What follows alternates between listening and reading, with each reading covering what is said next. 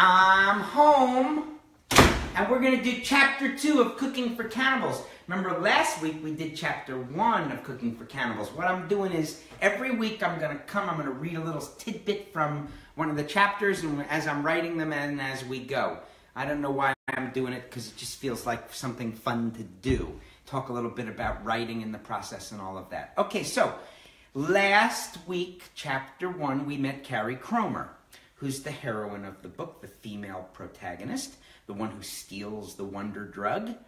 Today, in Chapter 2, we're going to meet Johnny Fairfax, the male protagonist, the guy who's going to be the co-star. He is the polar opposite of Carrie. If you can remember, she's kind of geeky, and she's the rat girl, and she's the gerontologist, behavioral gerontologist who steals the drug.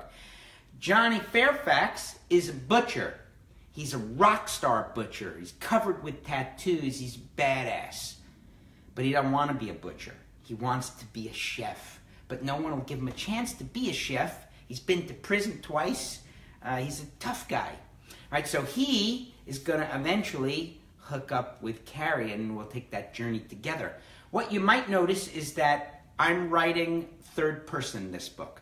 I also write first person. The McCall and Company series is written in first person, so that means the star of the book is narrating the book. So in that series, Kate McCall, I'm writing as Kate McCall. I did this, I saw that, I went here, I thought this, I felt this.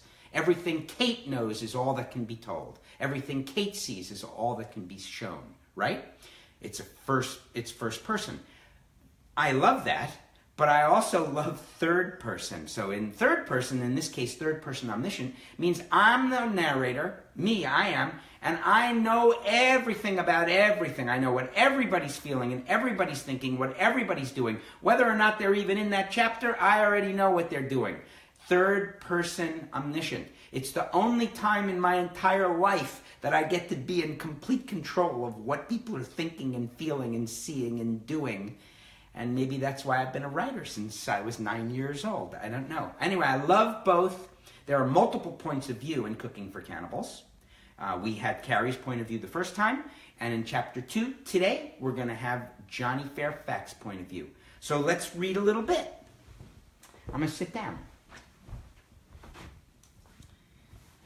So Johnny's just been fired from again. He always gets fired because he's just this sort of, he bucks authority. He can't take authority. Don't tell him what to do. He drives a Harley. He's covered with tattoos. He's just a badass butcher.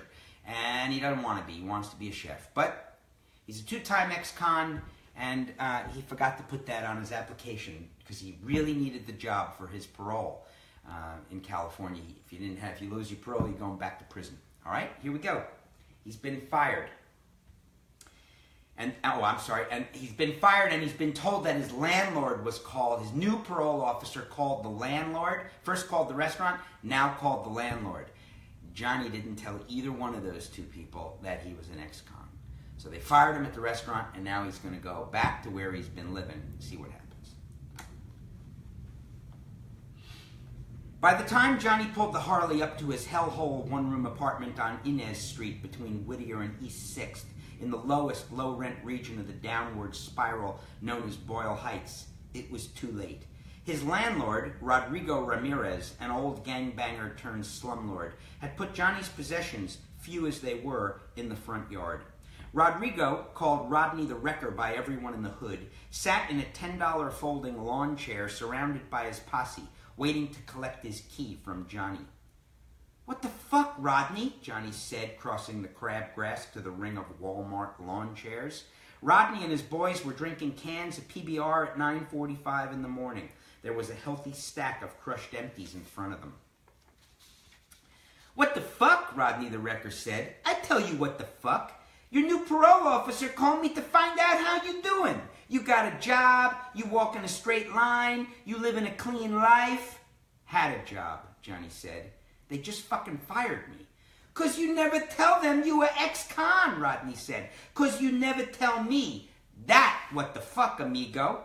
"I need a place to live, Rodney. It's part of my parole," Johnny said. I hear you, compadre, but can't be no convict in my castle, Rodney said. Can't raise no eyebrows at this address.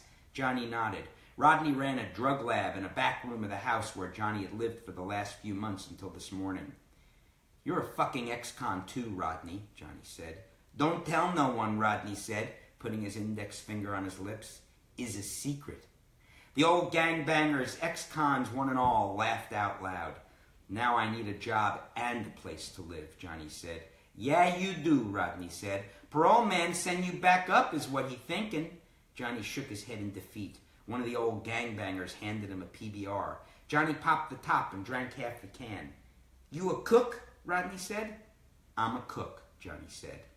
Got some guy, know some guy quit his job this morning on account of he can't get no work no more, on account of some guy break his legs, on account of he take something don't belong to him, Rodney said.